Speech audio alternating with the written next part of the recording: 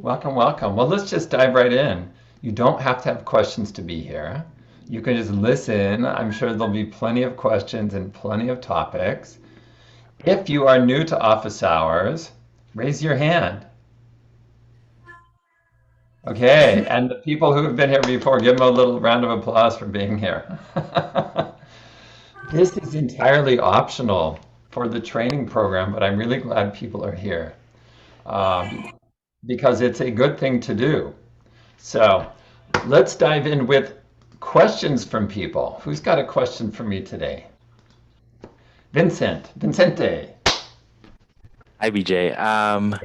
Quick question about the fog behavior model. So, do we notice that sometimes, for example, if you so say for example they have high motivation and high ability or easy to do, do do we see an instance where when you suddenly bring in the prompt, either of those two drops? So, for example, if you say you're a parent and you say to a kid maybe they have higher motivation to clean or high ability to clean, and then you used a maybe a harsh tone to say, okay, it's time to clean up, and then all of a sudden maybe the motivation drops because of that, or things like that. Yeah, just wondering if there's some sort of dynamic like that going on with prompts impacting those two aspects there. Yeah, so if you said clean your room with a harsh tone, you're both prompting and trying to add motivation, Oh, right? Because the harsh tone is, that's a motivational factor. And I would predict if somebody's already motivated to clean their room and you use a harsh tone, their motivation's going to drop. A kid's, right? You know that, right? It's almost like people giving you a reason to do something you already intended to do is a little bit of an insult. It's like, yeah, I was just going to clean my room and I wanted to, but now I don't want to. So, Vincent, I think there is, and I don't talk about this much anymore because this is more about like one-time behaviors. You use the gentlest form of persuasion that you need to use. And if they're already motivated and capable, all you have to do is say, "Hey, remember to clean your room." And if they've already like remembered, like you've had this happen before where you're doing something like a task and they say, "Oh, don't forget to do," and it's like, "I'm already doing it." And it's kind of an insult. It feels bad when that happens. So, like, it's like the minimal intervention to get a behavior to happen. And don't over design it. Yeah, somebody is not on mute. I think that's Vicky. So, okay. Let's keep Vincent, anything else on that? yeah, no, I think, yeah, I guess probably it's definitely for just one-time behaviors. I'm just trying to think of any other possible prompts that, yeah, maybe a non-verbal prompt somewhere or a computer prompt that just suddenly. So it looks like there's a could be a combination where, yeah, it's a prompt, and then that prompt also brings with it some motivational factor, whether demotivating them or adding some more motivation. So it looks like it Yes. could be a simultaneous effect like that. Yes. Yes. Good question. Thank you. Good. Next question. I have a question. Hey, Cheryl. Hi, BJ. So, with the ability chain, I was having a hard time distinguishing in a scenario for me where I want to develop the habit of twisting my hair every day. Uh, with the link of too much time and disrupting my routine. Very, to me, they were one and the same. Yeah, they're not always the same, but it may feel like the same. Yeah. Don't worry too much if they feel like one and the same. It still leads to the same design outcome for you. You either look for a different place in your routine where you have more time, Hmm. or you decide that twisting your hair, you'll just do it for, a few seconds and you're done. Hmm. So don't worry too much about it being really, really tidy conceptually according to the chain in every case. Yeah. Because what you really want to do is design a solution. And I think the Right. design path would be the same either way. Gotcha. Okay. Good question, though. The routine part of the ability chain is the least intuitive of the five links. The other ones are kind of obvious, like how much time does it take? How much money? How much physical effort? How much thinking? Those are obvious.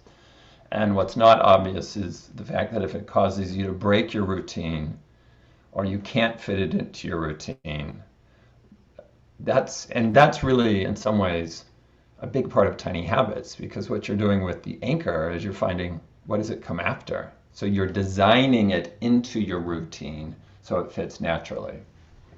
So not only do you make the habit super tiny, so it requires very little time and effort and thinking, you're trying to then sequence it into your routine by using an anchor in a way that will make it be really easy and natural. Thank you for that. Thank you. Next question. Hi, Judy. Hi, BJ. I had a question about when do you recommend you introduce the swarm of behaviors? When does that kind of say, when do you say to someone, hey, have you thought about? Yeah, that's a good question. That's a good question. Hey, before I go on, and I'll answer your question, Judy. I've been encouraged to post more stuff on YouTube and whatnot. I may want to post this office hours. And if you're not cool with that, why don't you just you can erase your name like Joshua. You can go up and change your name and the upper three, little dots, and you could even go off camera, but you can still be here and still ask questions. So I'm tempted to use this session and post it to YouTube as a test. So if you don't want to be posted on YouTube, there are ways you can kind of go incognito right now. Don't drop out, but you can go incognito. Judy, swarm behaviors. It really is beyond the scope, certainly of the 5-day program. In the 5-day program, people are simply trying to find a recipe and then practice it. So you as a coach would use it when you're doing a more thorough engagement. And let's say you're working with an individual client over time, then you really want to help them understand, and I'll get out my poster here, that for any given aspiration they have, there are lots of different behaviors that can take them there, or lots of different habits. And to help them see that, and then help them do magic wanding to come up with what those might be. Now that is, I'm going to say that's a little bit of a advanced technique for coaches, because the 5-day program works really, really well, and we're not using swarm behaviors or other parts of behavior design.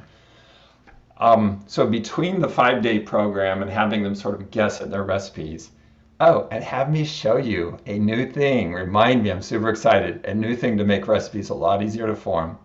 But I'll get back to this. So the 5-day program, one of the hardest things there is people creating effective recipes. Okay, but people do reasonably well and the results are good, so it's working. The level up from that is for you as a coach to have a set of habits, not recipes, but habits they would form that you've already decided. So they don't have to come up with them fresh. Like in the swarm of behaviors in magic wanding, you come up with what are the habits that will help me reduce my stress or lose weight or exercise more, whatnot. But and this is where I want all of you to go with your expertise. If you're an expert in financial wellness, come up with a set of habits that can be put into tiny habit recipes for financial wellness. If you're a meditation person or a stress reduction or what have you. So that's kind of the next level. So level 1, kind of generics, 5-day program. People kind of muddle through, but it works. Leveling up if you have more time with somebody, but you can even do this in the 5-day program. It's like, hey, it's Judy. I'm an expert on financial wellness. Thank you for joining my cohort this week. Boom. Here are some things to consider. And you can deliver that in a variety of ways.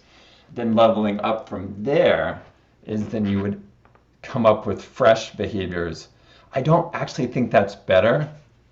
I think what's better is for you as an expert to know what those habits are that are super tiny and can be worked into recipes. That's great. Thank you. I just finished the 5-day, the coaching clinic, and I miss you guys. So so I had to come get a little fix today. So very good. Okay, so you tempted me to show this. Shall I? You guys don't tell the other coaches I showed you. Are you guys ready for this? Okay, here we go. So I've been working with a team to develop. So the two hardest things in Tiny Habits one is for people that aren't very good at celebrating, is helping them find how to celebrate. Okay, that is a pretty hard problem for some people. Some people get it very, very naturally. The second thing, the other thing that's been hard, is helping people form recipes. So that one I decided to tackle, and I'm going to show you what's coming. So don't tell the other. So I probably shouldn't be showing this yet, but I will.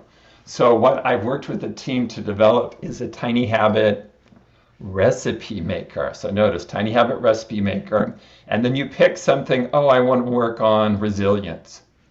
So it suggests. Now notice we flip the order here because we're not assuming people already have training. So I will think of something I'm grateful for. Oh, I want to walk outside. And then you go down here and you pair it after what? Well, after I launch, after, so we've got to get this a little better. This should be saying this is a terrible recipe because, you're not going to walk outside after you sit down at your desk. So there's a little work on the back end. This is why we're not releasing yet. But after I feel discouraged, there we go. And so a person looks at this and says, okay, I will walk briefly outside after I feel discouraged. The back end, the AI that we're going to make smarter, says this is excellent. If it's not excellent, I will walk briefly outside after I flush the toilet. It's not excellent. After I put my head on the pillow. Ooh, now it's not good, right? That doesn't make sense. But let's go back to the excellent category. Okay, this one's not excellent but good. And then they say, I want this habit. And there it is. Here's your Tiny Habit recipe. After I shut down my computer for the day, I will walk outside briefly. And then, Julia at gmail.com, she clicks the button and it sends her the recipe and some guidance. And in the future, it will, if this is your domain, wouldn't it be great if it connects Julia automatically with you as a coach so you can help her? It's like, here's the recipe. And Judy or Cheryl or Vincente are expert coaches in this area and they can help you. So that's coming. Reactions. I love it. I know. And we've made it so you can embed it on any blog or any website or whatever. So once it's more ready for prime time, you'll get an official email that's like, hey, this is ready to embed, put on your website or wherever you want. So it's a web, and we've designed it especially for mobile. It will work in a browser, but it's really, you swipe the cards on a mobile. So that's what's coming. So yay. Okay, so that's part of trying to help people form the recipes quickly and easily. And I think once it's working pretty well, I need to add more recipes and I need to add more of the tags on the back end that allow the pairings and the goodness of fit ratings for the pairings to be better. But once that's done, I'm thinking in the 5-day program, we say, hey, you can read this page, or you can just go on the page or on your mobile phone, use this widget and design some Tiny Habit recipes for yourself. So, okay. All right, I don't know what got me on that topic. Let's go to the next question. BJ, you have one in the chat. Okay. From Tina. Okay, here we go. Bam.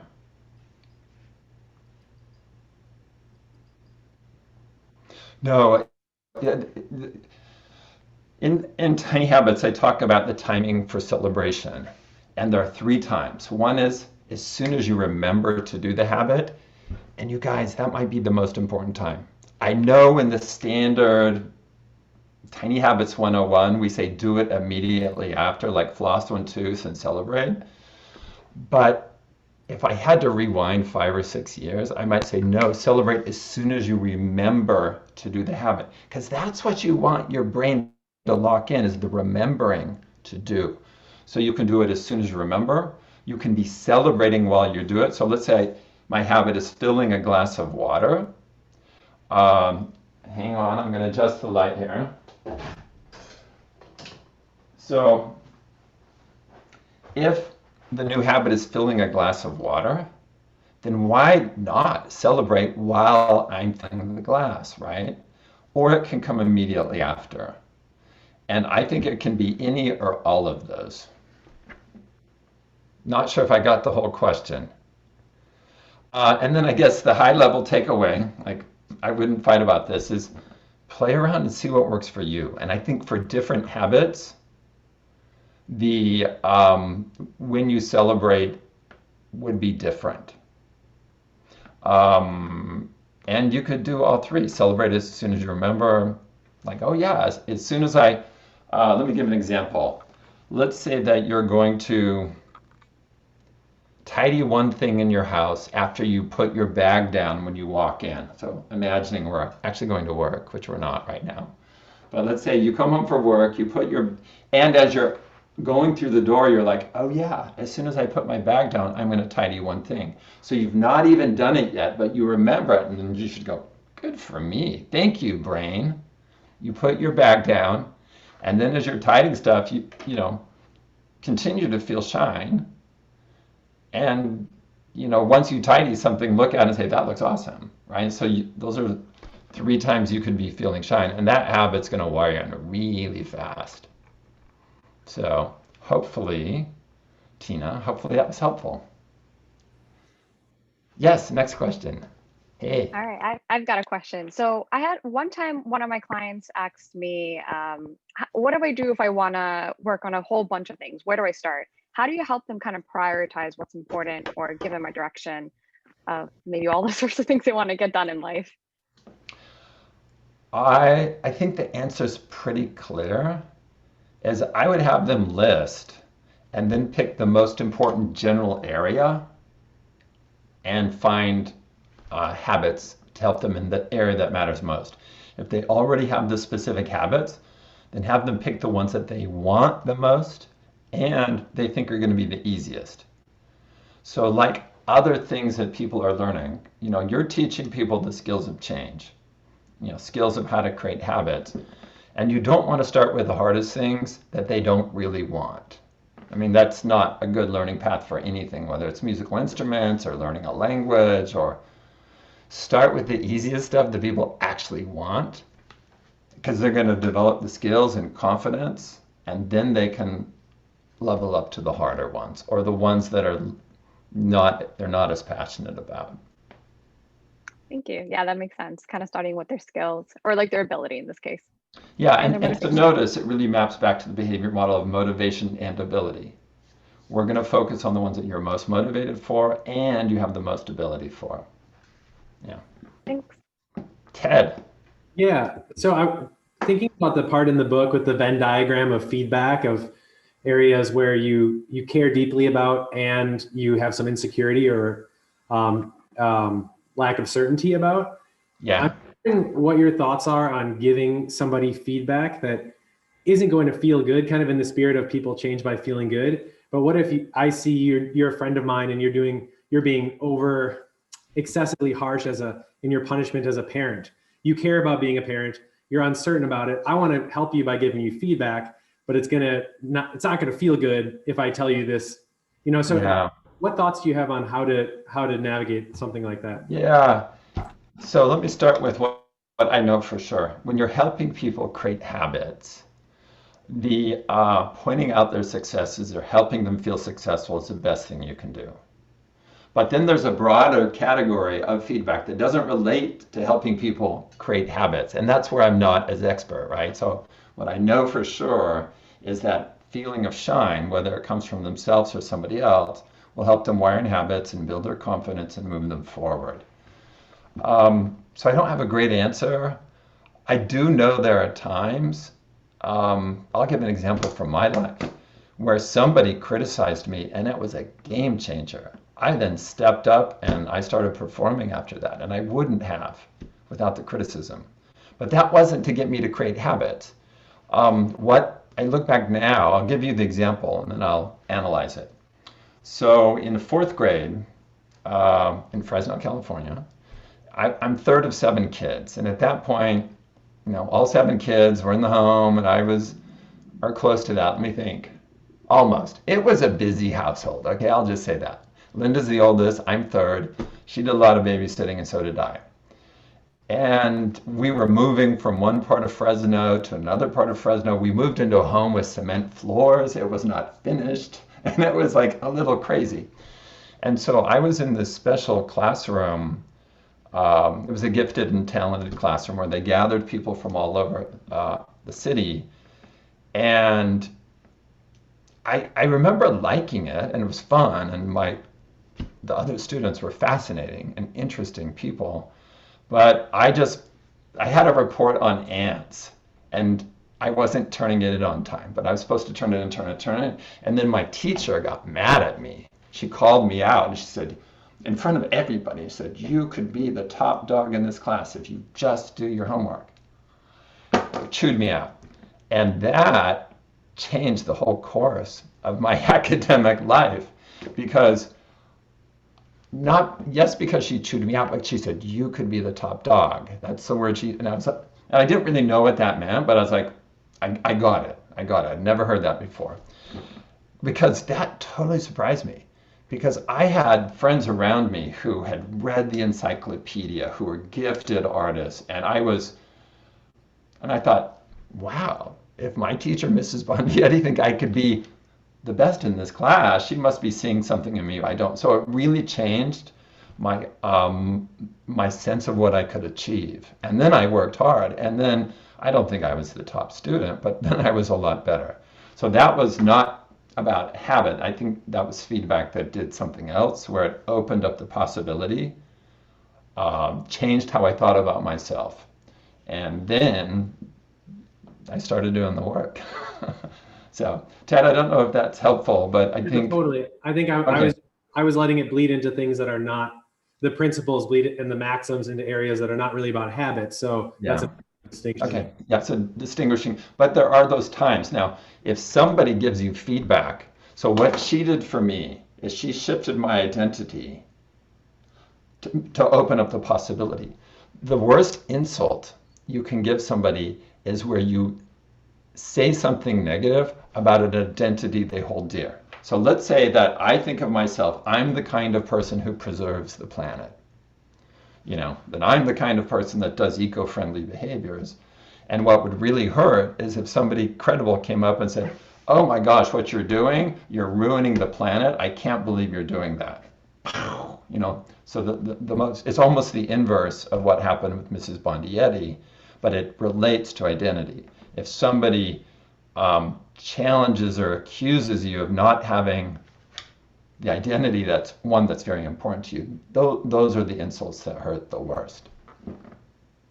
So, all right, Sayak.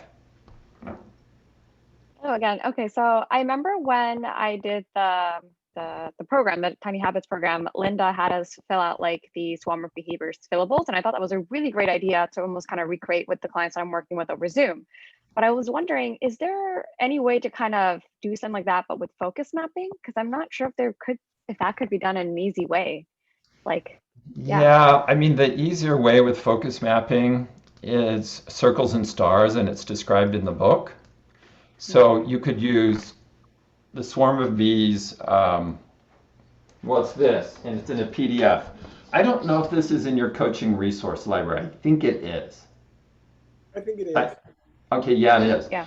So you could use this, have people fill in the boxes with habits, and then they circle and star. And I forgot which is which. Circle could be, here are ones that would be highly effective, and then star are the ones that you can get yourself to do. So it's the same criteria as focus mapping, except for, now let me just show you some examples of these.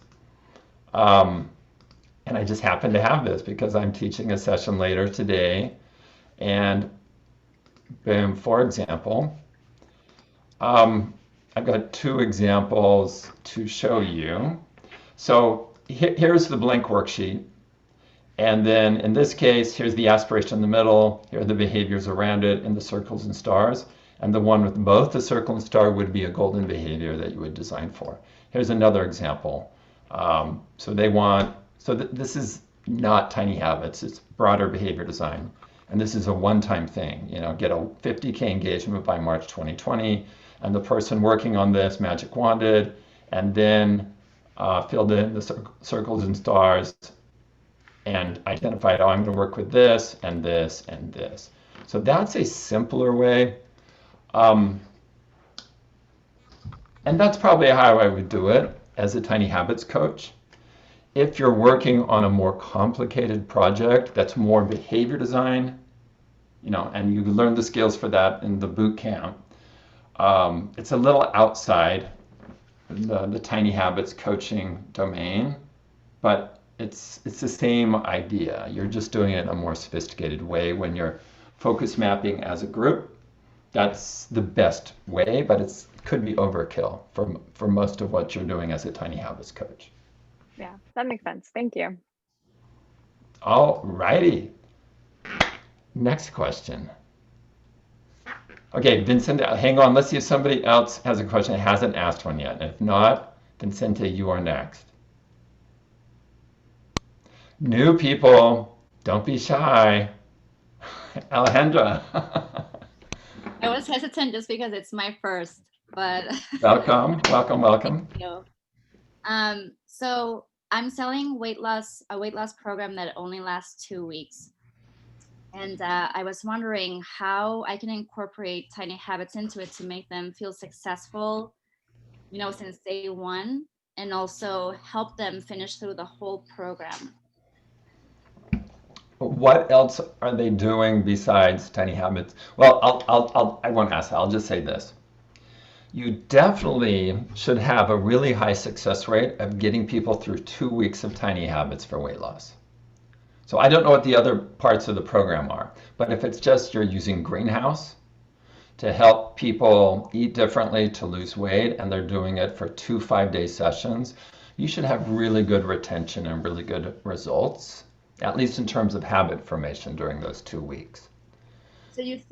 So if the weight loss program is 2 weeks, do you think I should add 2 weeks before that for Tiny Habits? I don't know. I don't know what the other part of your program is. And I'm just thinking of it, if it were just Tiny Habits, you could do it on Greenhouse. And you could just coach people to create the habits through the Greenhouse platform. Got it. Now, if there's already an established program that's 2 weeks and it's not Tiny Habits, then I would maybe just do 1 week of Tiny Habits, maybe 2 if people are willing to do it. You could test that. So people learn the skills of change, because then when they get to your program that's not Tiny Habits, they're going to have more confidence they can change. They're going to have more trust in you as a coach or a guide. They're going to already be doing these new habits and hopefully feeling successful. So I would do it as a gateway to perhaps a harder program. So Tiny Habits would be the right place to start for those reasons: the confidence, the skills, the feelings of success. And then probably your program's harder because it's hard to get easier than Tiny Habits. Then you're going to have better retention in your program. And I would love to do an experiment someday where, here's this program that's not Tiny Habits. 50 people sign up for the program straight away. 50 people do Tiny Habits first. And then we compare the people that got the Tiny Habits training versus people that did not, the retention and success rate on the program. And I would absolutely bet on the people that did Tiny Habits will do better on the harder program, and you'll retain a lot more of them. Okay. And so in other words, you are, all the investment that you've made in that program, or to be able to teach the program, you optimize it. I would say results would be like 30% better. It might even be twice as good. And so imagine that, just simply by coaching them on Greenhouse for 5 days, you're really turning up your success in the subsequent program. That'd be awesome. Greenhouse is a platform? Yes, Greenhouse is the coach. It's for the 5-day program. It's the coach platform. How many people have used Greenhouse to coach people? Raise a hand. Okay. Joshua, do you want to explain? I mean, most of you are new, you're coaches in training, and the Greenhouse part comes toward the end. Joshua, do you want to explain what Greenhouse is and briefly preview it from your Greenhouse perspective? is a platform which mixes training, which is automated, which is online, which is part of the program, and regular check-ins with people for 5 days. And as a coach, I can use that with somebody and then answer their questions. And it's a minimal effort on my part to provide a system for learning how to use Tiny Habits, which is personalized. Yeah. And the results. That's what we can do. be- That's what we do as the apprenticeship at the end of Yeah. the Tiny Habits training, is we use that for 2 weeks. Yeah. And the results tend to be really good. So if you follow directions and use what you're learning, when you get to Greenhouse and you're coaching people at 5-day program, you'll get really good results. And you'll help people change, and people will write you emails thanking you. And some of those emails will just be like, well, at least for me, I've coached over 40,000 people in that way. And part of it's automated, but you read every single email and you respond personally to the people who need it. And then people will write you these emails where like, oh my gosh, you changed my life. And you're like, well, I'm glad I did, but that was like maybe 3 minutes of my time during the entire week. I mean, you have this impact on people that can be really big, and they're grateful, and that's terrific. But there's this sense of, God, I hardly had to do anything to help you. And I think that's why I kept teaching and teaching Tiny Habits. I started in 2011 with an early version of Greenhouse. It wasn't called Greenhouse then. And I wasn't getting paid for it, and there was no big purpose in doing it. It wasn't like a Stanford research project. It was just me helping people.